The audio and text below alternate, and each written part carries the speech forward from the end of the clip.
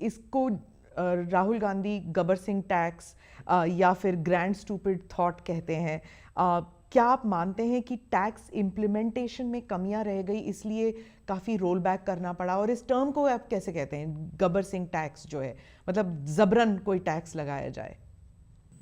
मुझे लगता है जिसकी जैसी सोच होती है वैसे उसके शब्द होते हैं, और इसलिए उसमें मेरा उलझना उचित नहीं होगा। दूसरा विषय है, क्या जीएसटी की प्रक्रिया हिंदुस्तान के सभी राजनीतिक दल सर्वसम्मति से की है कि नहीं की है?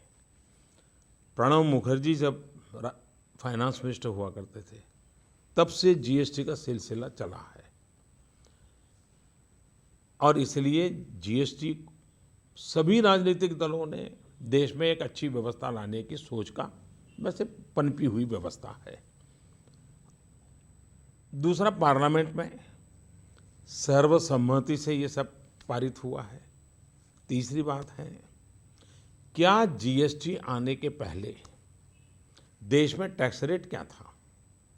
क्या मेरे मीडिया के मित्रों की भी जिम्मेवारी नहीं है कि देश के सामान्य मानव उसको सब पता नहीं होता है, लेकिन हमें बताना भी तो चाहिए। सरकार बार बार बता दी, हमारे देश में 30-40% टैक्स वाली चीज़ें थी, 30-40%, और हिडन टैक्स हुआ करता था, सामान्य मानव को पता ही नहीं चलता था, और लोग लेते थे पैसे। बार बार टैक्स लगता था, हर मुकाम पर टैक्स लगता था। जीएसटी के कारण ये सिंप्लीफाई हुआ। आज 500 से ज़्यादा चीज़ें जीरो टैक्स में आ गई, जो किसी समय बहुत ऊंचे टैक्स हुआ करते थे। पिछले दिनों हमने जीएसटी बनाने के बाद करीब 1200 साढ़े 1200 ऐसी चीज़ें जो सामान्य जीवन की ज़रूरत है, कोई 18%, कोई 12%, कोई 5%, कोई 0%, इतना नीचे ले आए।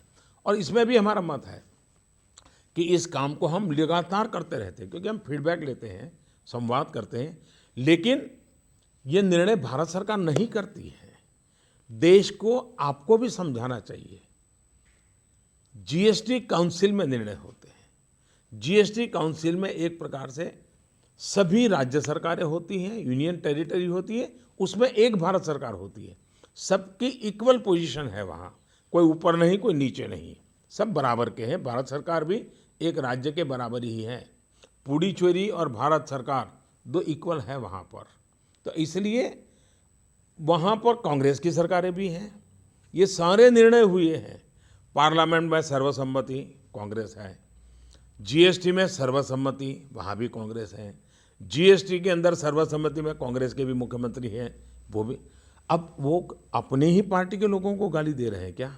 अपनी ही सरकारों को गाली दे रहे हैं क्या? और इसलिए सिर्फ राजनीतिक हो हल्ला करना ये उचित नहीं है।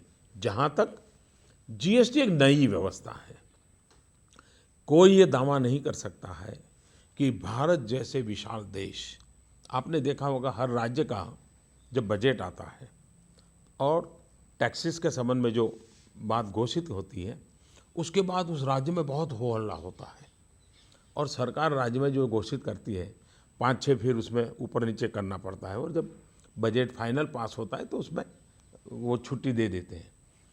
हर राज्य में होता है। मैं भी गुजरात में इतने साल मुख्यमंत्री रहा, मुझे भी करना पड़ता था, हर बजट में करना पड़ता था, क्योंकि पहले हम सोचते हैं कि भाई इसका ये परिणाम होगा, लेकिन बाद में ध्यान में आता है नहीं भी इसका तो ये साइड इफेक्ट ये होगा, तो हमें बदलना पड़ता था।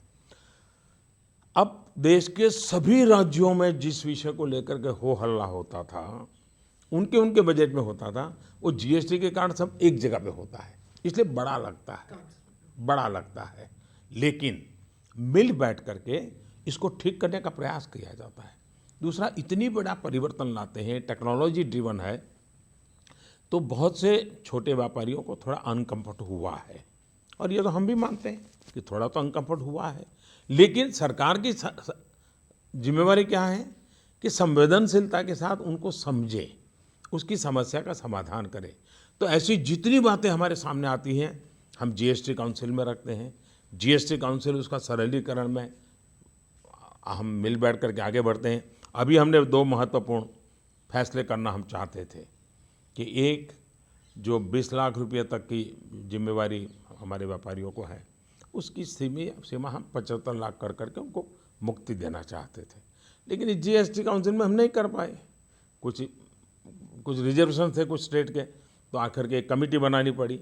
कमेटी का निर्णय आ जाएगा तो मैं मानता हूँ एक बहुत बड़ा काम हमारे लोगों का हो जाएगा।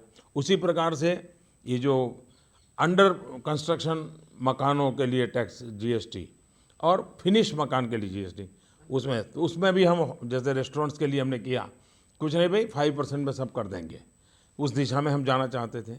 उसमें भी कुछ लोगों के रिजर्वेशन थे तो जीएसटी में नहीं कर पाए।